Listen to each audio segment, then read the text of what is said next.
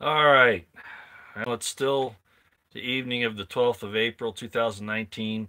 Where I am, it's about 1900 hours, 7 p.m. Mountain Time. And I've been doing a little bit more checking on things. And on this subject of what's happening to Assange, which I covered the last video. If you're not sure of what I'm talking about, I'm not going to repeat the information in this short upload. But I put together another possibility, not a possibility, but another factor involved in all of this. Hello, everyone, as you come in. And it's very important. I think this framing of Assange, this using him as a sacrifice, a pawn, a scapegoat, accusing him of having these Russian connections when there aren't any, as I said, to kind of relieve everybody on either side of this coup that's been going on, this fracturing in the government and in the nation, to pin it all on Assange and his connections with the Russians. It gives them a lot of outs. That's what I've been talking about. And I'll go through all of this in a future video if any of these theories that I have, these hypotheses, turn out to be remotely true, and I believe they will be. I labeled this one Rosenstein and Assange because, as I told you, or as we all know, Rosenstein was kept on, and we were all wondering why they would keep Rosenstein on with all of the crazy stuff he's been involved in. Well, he is the linchpin, the link between what they were trying to do with the coup and trying to repair it. He knows all of the ins and outs. Barr needed him around to try to figure out how to make this this rift uh, be brought back together and try to pin it on somebody that everybody can agree on.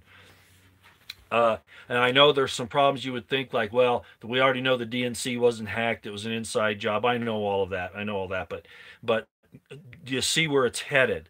So Rosenstein, interestingly enough, came out the other day. It may have been yesterday, I think, and he said he wants everybody to trust the Mueller report and Barr's explanation of it. In other words, he is the one that is bringing in. Rosenstein is the one that's bringing in the people who are pro coup. In other words, Hillary, Schumer, the leftist Marxists, Swalwell. You get the idea. Comey, etc. So he's saying, okay, well, in other words, this is a like I called it a band aid.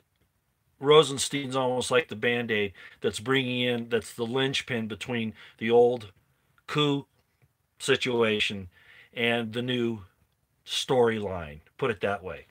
So I think that's an important thing to consider. It answers a lot of questions if I've explained it well enough. Maybe I haven't because I'm doing this quickly.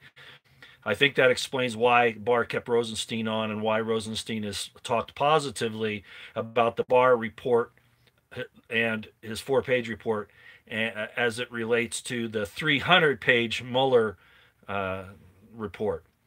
So they're going to do that. Apparently, the Mueller report gives a lot of information about these, pointing the finger at Assange and the Russians, and they're going to go with that. So Rosenstein is that axle that all this is going to move around. He's going to get away with this. He's going to freaking get away with this because he's agreed to do this. I can smell it. Rosenstein's going to get off.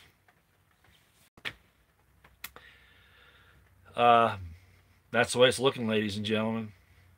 So I just wanted to bring that up. It explains a little bit of Rosenstein's hanging around and what he said about those two reports. And there's another part of this that I'm not telling you because I haven't verified it yet. But I think that's where this whole thing is headed, as I've said. So if you don't know exactly what I'm talking about, you can go back to the last video that I did. It's not too long, about 8 minutes, I think, and it'll explain this situation with Assange being the pawn or the scapegoat on this whole thing. All right. Enough for now. I hope you're enjoying your Friday night, and we'll talk to you again soon. Okay, out here for now.